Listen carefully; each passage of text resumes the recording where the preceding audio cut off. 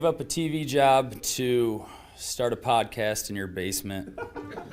If that doesn't scream midlife crisis, I don't know what does. It was Championship Sunday here in Indianapolis. What's the mindset then coming in as a defending champion? I want to win. No, I want to win. The young lady over my shoulder, Caitlin Clark. Not the best looking guy. And I don't think anyone's going to sit here and say, Matt Randazzo was really good looking. What has this last month, 2 months, 3 months been like for you? It's an important fan base for the Fighting Illini, is it not? It is. He turned 69 years young last week. He looked good, Coach. Oh, try it. Thank you. I'd like to say happy Friday, but it's probably happy Saturday at this point. Welcome to a post-game edition of Off the Air with Matt Randazzo. The Iowa Hawkeyes knocking off Rutgers 38-28, your final. Also simulcasting a Hawkeye Report podcast because we've got plenty to talk about. Joining me now from Rutgers, from New Jersey, if you will. Still in the press box here late at night or early in the morning. It's really early in the morning for you, Tommy, how you look at it. It's almost 1:30 in the morning on the East Coast. Yeah. But we have plenty to talk about. That was wild, was it not, my friend? That was a strange game because I didn't think that we were coming in here and it was going to be a shootout. And it was for a half. And then Phil Parker does what Phil Parker does. And he just figures it out. Yeah, Ethan Kalikmanis threw for 330 yards, and Ian Strong had 151 of those yards as a receiver, and KJ Duff had 92. So those guys had big days, but they only scored 7 points after the break. And that was a Phil Parker making a couple of adjustments, bringing some more pressure, and we're seeing Mark Gronowski, I think, turn into the kind of quarterback that I think we thought he could potentially be when he arrived at the University of Iowa. So I'm starting to see this team kind of grow, kind of develop. Do they have a lot to improve on? Absolutely. I mean, there was the pass defense wasn't great at times, but those guys are, Ian Strong's an NFL receiver, and I would guess Duff might be the DT Sheffield's really good. I mean, that's a dynamite trio of receivers, and Antoine Redmond's not a bad back either, but I think you're seeing what this offense, they're figuring out this offense too, what they can do. Gronowski using his legs. He's also getting more comfortable as a passer. You saw that with early. I mean, he almost had a couple of really big completions, and then he hit Staten Howard, huge play. They just made plays. Ethan Hurkett blocks a field goal. Max Llewellyn gets a hand on Kalikmanis and forces him to kind of loft it up in the air, and Jackson Rexraw, former walk-on, ends up getting the first turnover of the season for the Iowa defense, which is crazy to think about. But this was a tough, gutty, gritty win against a sold-out crowd, the biggest crowd ever at SHI Stadium. Really? Where Rutgers plays. Yeah, that's what they announced. It was the biggest crowd they've had here. Tommy, it looked like a really good environment. And it's funny because as I'm watching the game, so I get done at Big Grove and I'm kind of listening. Pat and Dolph were great. I listened to them almost all night. They were fantastic. Pat was. You mean Fat Pat stats? The Fat Pat stats. When they blocked that field goal, Pat screamed yes. He even apologized for getting so loud. But I'm like trying to as I'm watching it, I'm like, obviously we're doing a show. So I'm kind of trying to take notes of I want to talk about this play. This is going to be a big play. This was a turning point. Tom, there were so many turning point big plays in this game, and let's start with the top. Let's start at the beginning. The Iowa goes to get the ball first, and Weege takes it 104 yards, basically untouched. what was it about the Yeah, kickoff? he And obviously, confirmed go he ahead. confirmed that he did not get touched. Well, and that's He the thing confirmed is, was post. and our good friend Joe Conklin and I are kind of, and I mean you were probably on it too. I don't know if it was, I think it was the whole group, Yeah. but the way that thing was set up blocking wise, that was a special teams masterpiece. So I guess we'll go through all the big plays in the game itself, but let's start with that because special teams, once again, that's a weapon teams in the Big Ten don't have. And he almost did it at the end of the half with a punt return. So just the way that thing opened and the 104-yard kickoff return was pretty electric, wasn't it, Tom? Yeah, and he said he never got touched. I asked him if they'd seen something on film that they could exploit. Maybe it just kind of set up perfectly. And he said no, um, they just had an opening there. And he did praise their special teams, and generally they have had good special teams play, but perfectly blocked and off to the races. And once he got loose there, you knew that nobody was going to catch him because he can scoot. And at the end of the half thing, he talked about that. He was trying to kind of keep track in his head and maybe get out of bounds, but he just kept seeing openings. So he thought, oh, maybe I can get in the end zone. So that's what was happening there. But he's electric. But it was funny because, they marched right down and score an easy touchdown at 7-7. And then Iowa goes like 3 and out, loses 4 yards.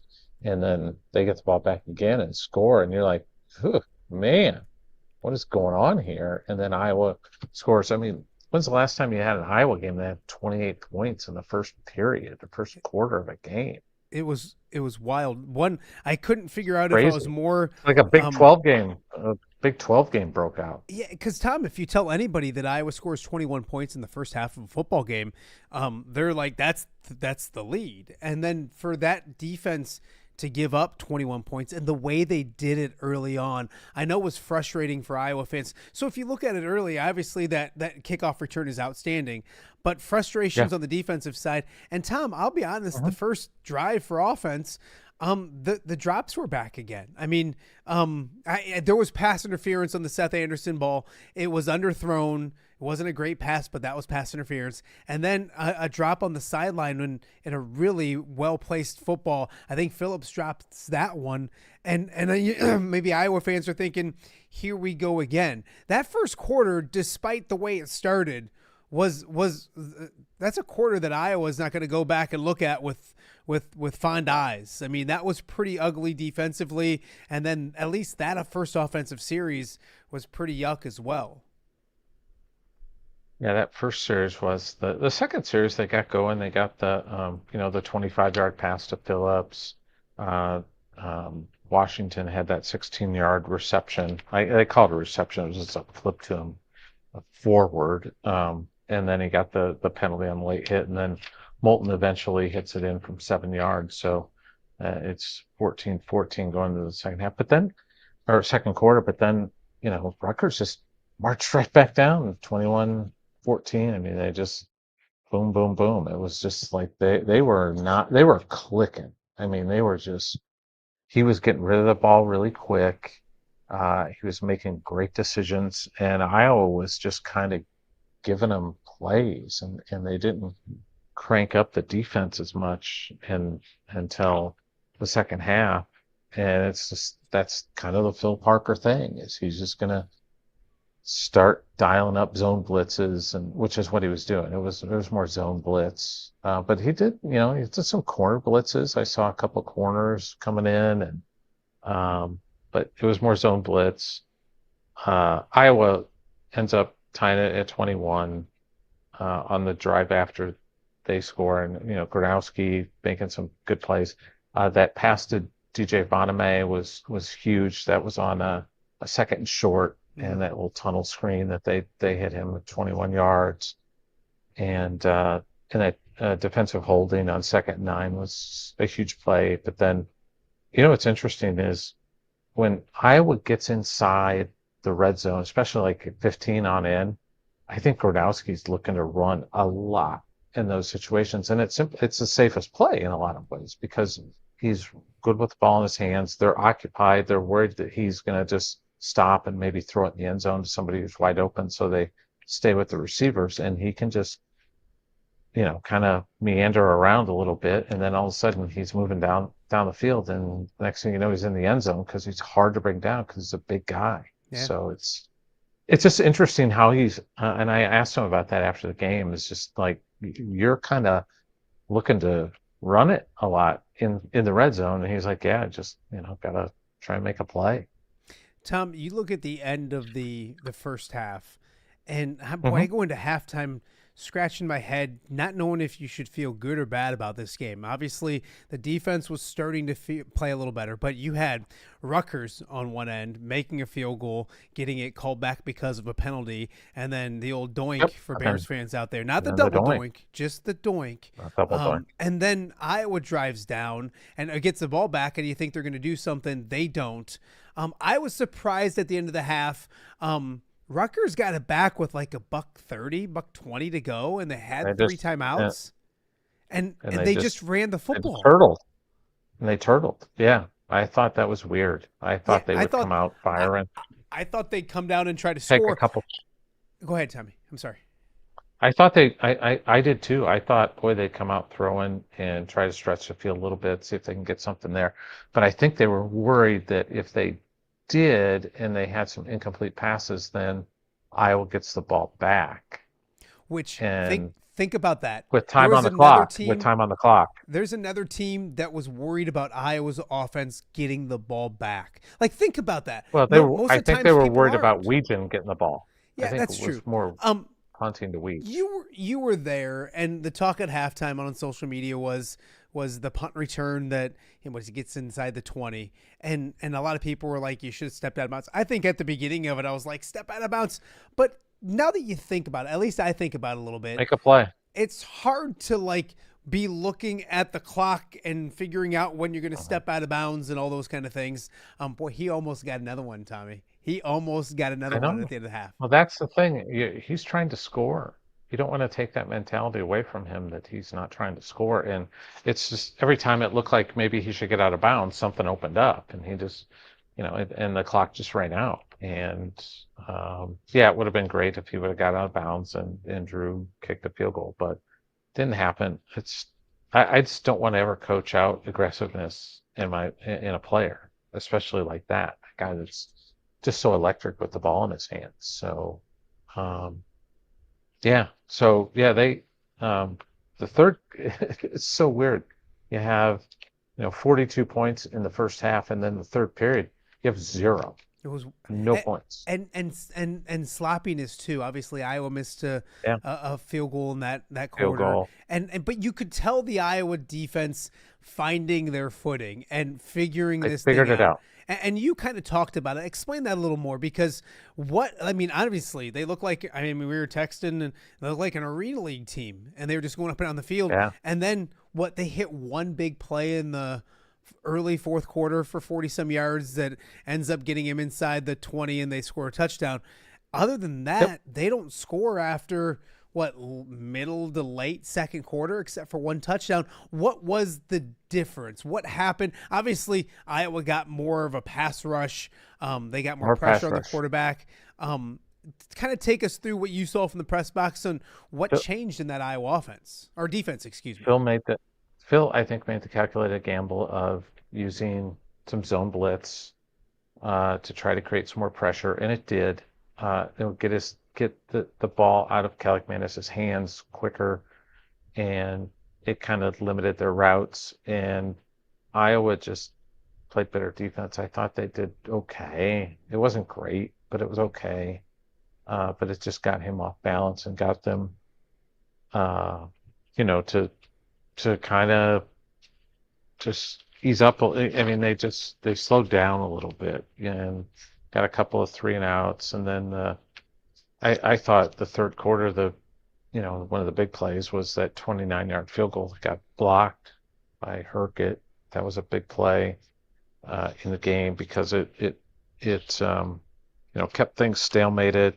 And then Iowa gets the ball back and goes and gets the lead on the 26-yard field goal for Drew Stevens.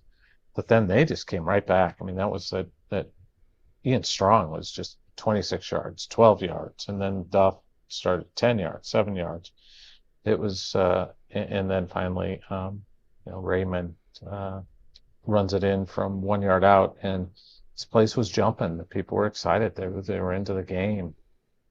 But it was, I thought the biggest drive of the game was that one after they went down 28-24, where Iowa that was one of the best drives Gronowski's had this year, because he had to have it, and he did. And it was, 11-yard pass to Gill on the sidelines rolling out. The 3rd and 8 holding call that Dayton Howard forced, monster call, because they were going to have to punt otherwise. And then 2 plays later, they go up top, and Howard hauls that ball in from deep. That was a massive play to get it down there. And then what I talked about earlier with Gronowski, he just looks to score in that red zone area. I know people are all over his butt about the Ortworth miss, but it looked like it got tipped. I'm pretty sure it got tipped. Yeah, it was close. It got altered a little bit. Does he need to if he just lofts that up higher in the air, though, it's a touchdown. Yeah. So, yeah. So I guess he probably just didn't think a 300-pound guy could get in the air. And there's some throws he wants to get back. I get that. And there was a third down maybe late in the second half that he probably wants back, an open receiver in the flat that he doesn't get to the ball to. So there's those plays. I get it. But, boy, he looks different than he did 2 weeks ago. He looks more comfortable. He looks more controlled. You know what he this talks offense. about? You know what he talks about? He talks about just going out and playing and having fun and being like you're in schoolyard and just playing ball. And he's rounding into the form of a player that I thought he could be, where he could throw for 200, 220, something like that in a game, and rush for 50, 60 yards in a game, and just kind of manage the offense and make plays. And I think he's turning into that quarterback that's really going to be helpful. And then, after he runs it in from 2 yards, 3 plays later, they get, the Mad Max forces the flutter ball, and Jackson Rexroth hauls it in, and then, they're into the end zone again, and it's 38-28, and that's ball game. Tommy, I want to talk a little more about the special teams, and obviously Weegan doing it was, and again, like I think with all games with Iowa this year, it was up and down. Weegan really good. The field goal blocked field goal, maybe the biggest play of the game as well. Another one of those plays that you can put a list of about 6 plays, Tom, that you could easily say, this is the play of the game for Iowa. And then obviously Drew Stevens uncharacteristically missing a field goal, 40-yarder. Almost a chip shot for him as well. So and I guess I really want to go to that field goal, because that block of the field goal lit a fire under Iowa that I think changed. Like, if I have to pick a play of the game, I think that's it. I don't know what you think. Yeah, maybe. It was Ethan Hurkett's birthday too, by the way. Really? It's a good birthday. Yeah. So how about that? Good birthday. It's a blocked field goal. It's a pretty good day for Hurkett. And I asked him, what are you going to do with what's left of your birthday to celebrate? He's like, go to sleep, get home at 3 a.m., and go to sleep. So those guys will have earned a day off tomorrow. And this was just such a good win for them. It really was, because, success in this stuff is tough for Rutgers. It's almost like it's Lucy with the football. They think they've got something going, and this is going to be the year when they break through, and then somebody just pulls that ball away from them. And Iowa just finds a way. They just do. They kept grinding. And, Chad Lysico mentioned something in post game, and he pointed it out, asked Kirk about it, was that after they scored 3 straight times to go up 21-14. Kirk went down all three defensive position groups and just kind of said something to them to kind of, I don't know if it was motivate, just to inspire them. And he's like, hey, keep grinding, is what he was telling them, and just keep going. Yeah, just keep fighting, stay in the fight, that sort of stuff. So that's what leadership looks like. Just being positive with your players and believing that they'll figure it out. And they did. They absolutely figured it out. Yeah, it feels like a turning point type of game for the Iowa Hawkeyes. I want to talk to you about the running backs because Kamari Moulton looked good. Jazz Patterson still looks good.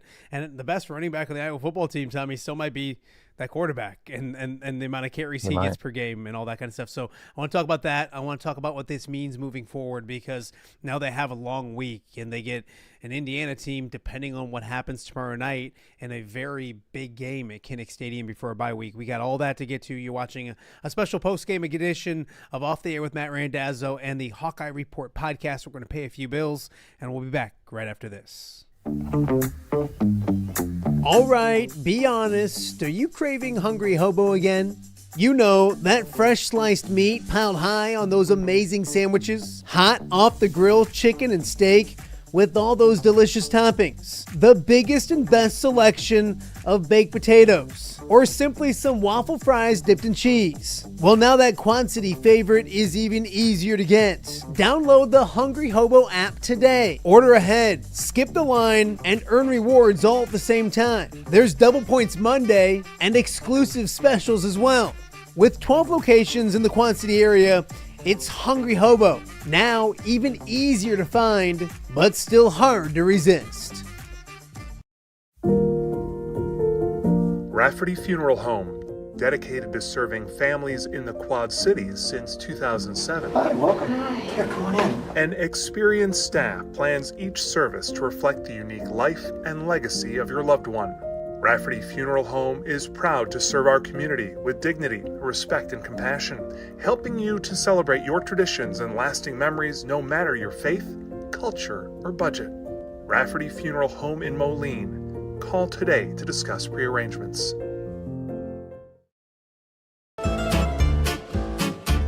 When it comes to quality, convenient pizza, Godfather's Pizza in Silvis has you covered. Featuring a beautiful dine-in area, delivery, and a carry-out window. Godfather's Pizza is that pizza you grew up with, not a convenience store. You see, at Godfather's Pizza, the dough is made fresh daily. That mozzarella cheese is shredded fresh and never frozen. And those toppings are abundantly piled high each and every time. Locally owned and operated since 2010, Godfather's is a huge supporter of local athletes right here in the Quad Cities. So come on by and check them out at 1211 Avenue of the Cities in Silvis. Order online at godfathers.com and reunite with that same delicious pizza you grew up with. Welcome back to a special postgame edition of Off the Air with Matt Randazzo and the Hawkeye Report podcast as well, a little simulcast, if you will. Tom Kakert still in the press box at nearly 2 o'clock in the morning out in New Jersey. Hats off to yourself. Chad Lystico out there as well, working the beat and working hard. We love to see that, and a lot of great content to come from you, I'm sure, over the next couple of days. Yeah. Tommy, the running back position, good to see Kamari Moulton back, and he looked good. Yep. He did well, passing game as well. I think he had 3 receptions there. Jazzy and Patterson, Jazz gave him that energy spark that you need. You saw a little of Nathan McNeil as well. And then there's Mark Gradowski, I think 13 carries. I don't have my sheet in front of me, but By the way, Kirk doesn't like him with the double figure carries. He kind of hinted at that today. Yeah. It's like, maybe we don't need to have that many carries. But he came into the post game and his left elbow was, no, his right elbow was like kind of wrapped up, but it was like, you could tell he kind of ripped some skin a little bit. So, but he didn't care. By the way, Gronowski now 52 wins, all time winningest, most wins by a quarterback in college football history, or whatever level you want to look at. Yeah, no, absolutely. Your thoughts on Kamari Moulton, how he looked, and when you Probably look looked at good. carries, he had 14, Gronowski had 13, Jazz had 6, and really, I mean, 6 yards a pop. I mean, it looked really well. Nathan McNeil had one good carry, and Terrell Washington Jr. just had one carry on the game. Where is this backfield heading right now as we are now 4 games into the season? I should mention I asked Kirk after the game about Jazz, and because he didn't get any carries in the second half, and he said there was an ankle issue that prevented him from playing after he was off to that really good start. So Yeah. that's when you saw more Kamari and some Nathan McNeil. So that's something to monitor going into next week. Didn't seem like it was going to be anything too bad, but Kirk said sometimes the ankle stuff, kind of swells up a day later. He also mentioned Seth Anderson as an ankle issue. So I know Seth tried to go back in. I think he probably went in for like one play and then he was done. So he's also nursing an ankle issue. So we'll, probably learn more on Tuesday about their status moving forward. But you also have Xavier Williams is out, so that running back room, and Brevin Dahl was not available today. So they are starting to run out of running backs, and we'll see what happens. But they got Kamari back. I thought the offensive line blocked terrific tonight. I am really excited to see what those Pro Football Focus grades look like tomorrow, because I got to think that like Bo Stevens and Pete and guys like Jack Dotzler was in there doing some great things. But there was a play where Pieper, I think, blocked like 2 guys at once and won it. And then I looked over and Bo Stevens is just burying a guy near the sidelines, just literally breaking the man in half. So those guys doing well. Logan Jones is playing so good. I mean, he's really, you can see that between the guards and Lojo, they're just opening things up where there were so many times tonight where I thought Kamari was just going to bust it and just go. And maybe like last year, number 2 probably does that, but just because he's such a dynamic back with quickness and everything, but boy, they're opening some holes and looking really good. So that run game has got potential to really get cooking, I think, here, in the next couple of weeks. So we'll see, but we'll have to see what happens. Tom, what grade would you give the Iowa wide receivers tonight? You look at it, and 8 different guys caught the ball, but 5 of the 8 only caught 1, and Seth Anderson was quiet, didn't have a catch. Obviously, there's been some health issues with the pass catchers, if you will. How is this group tonight, and where is it moving forward? Because I still contend that, yes, Mark Gronowski had to get better the first 3-4 weeks of the season, but he wasn't getting any help or getting any favors, if you will, with some of the drops and those things moving forward. What'd you think of tonight when it came to and obviously biggest play of the day was the 42-yarder to Dayton Howard and the catch that he made. He made a really good catch. It wasn't like he was wide open just catching easy ball. That was a heck of a catch. Yeah, I think they're figuring things out, and I think they're getting better. Like what they're doing. Just overall, I think they're making plays and everything. Here's a fun stat for you. I just looked at. I believe Rutgers was 6 for 6 on third downs to begin the game. Last 7 times they're 0-7. They finished 6 of 13 on third down. Wow. That's Phil Parker. That's Phil Parker. So I just thought that was a really interesting stat that I just noticed. So. Rutgers ended up with 400 yards total offense. Iowa with 346, but Kalkmanis threw for 330, and Iowa still won. I was like, boy, yeah. The last time Iowa gave up 300 yards passing was to the Rutgers quarterback a couple of years ago, Evan Simon, here at Rutgers. Oh wow! So I think that's accurate. So, yeah, All right, good night. Tommy. It was a good night for Iowa football. Here's what I want to do before I By let the you way, go. Carson Shire had 10 tackles tonight. Thought he was terrific. He's flying around. He's just really playing good football. One other interesting note on that last drive for Rutgers, we noticed that Jalen Watson was in there for Deshaun Lee at corner. So something to watch. I'm going to give you 3 game balls, and you can give them out. 1 on offense, 1 on defense. I do that 1 on every week, special by the teams. way. I know. I do that every week. I know. So I want to do it now. Give me an Okay. offensive guy. Give me a I'll probably- defensive guy. The special teams guy is pretty easy. So if you want to just get that Yeah, out of we're the way giving it to first. Weege. We're giving it to Weege. Yes. Getting it to Weege. We'll probably give the offensive to Gradowski 3 touchdowns. A pretty clean game passing the football, I thought. So we'll give it to Mark. And then defense, well, that's a good question. I might give it to Shire. Yeah. Double-figure tackles, a sack. I think, or Rex Roth would be a good one. Just, program guy, grinder, former walk-on, who's finding success now. I'm going to give it to the birthday boy on defense. I'm going to give it to Ethan Herkett. On offense, I'm going to give it. I know this isn't what you're supposed to do, but I'm going to give it to the entire offensive line because I think and that's what Good call. I didn't love the last drive of the half for Iowa because I thought they went away from the running game a little bit too soon, and I felt like with 3 timeouts they could probably continue to get ahead of the chains and get ahead of script, if you will. And I don't think they did that, but Yeah. And then Weegan, obviously. Big picture this for me before I let you go to bed, Tommy. They get a little extra day off. They get a longer week. Everybody's going to be watching football tomorrow. Everybody's going to be watching that game in Bloomington, Indiana tomorrow night. Illinois and Indiana.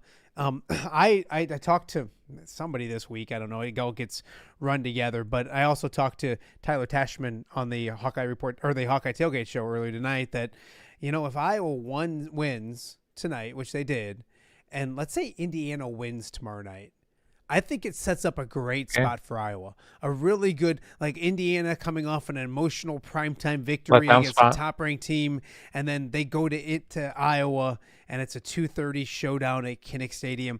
Big picture, looking ahead to next week, and then you get the bye week, and then it gets really interesting after that. But one game at a time. Indiana coming to town next week. Well, the thing about Indiana is that Kurt Cignetti is going to step on your neck, and he's going to try and put up as much points as possible. He does not care. He doesn't care.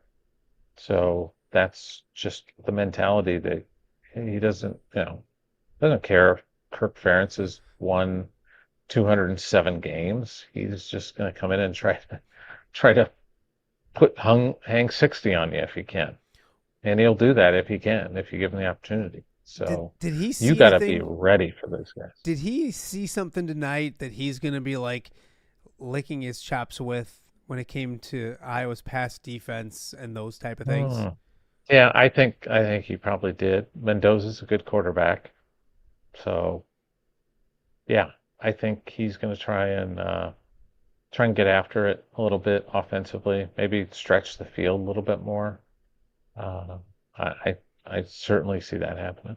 Yeah, no, it should be fascinating stuff. Tommy, what are we forgetting about? Nothing. Sleep. I think we're good. Sleep. Hey, great job out there. For people listening this on the Hawkeye Report podcast, Tommy will talk to you. We'll talk to you again real soon. For the people watching live on Off the Air with Matt Randazzo, stick and stay. We're going to take a quick break, pay some more bills, and then we're going to kind of wrap things up with a look ahead to tomorrow with that Illinois game and a few other things before we wrap things up for the night. So, Tommy, be safe. Fly safe, all those good. You got wrestling to watch when you get home tomorrow, so that's not a bad thing as well. You got your Bears on Sunday, 3:00, Soldier Field. So I appreciate you, my friend. Big win coming up. Big win coming up for the Bears. I got to bounce back. I got to bounce back for them. I really do. I would agree with that. So, all right, everybody, we'll be right back right here on Off There with Matt Randazzo. Are you looking to take your next party, tailgate, or golf outing to the next level? You need Mobile Party Experience. MPX features 3 top-of-the-line party trailers equipped with all the amenities you need to party like a rock star. Smart TVs, Yeti coolers, JBL sound systems, grills, bathrooms, and much more. Mobile Party Experience is an experience like no other. Check out my-mpx.com or call 563-514-1470 and book your Mobile Party Experience today.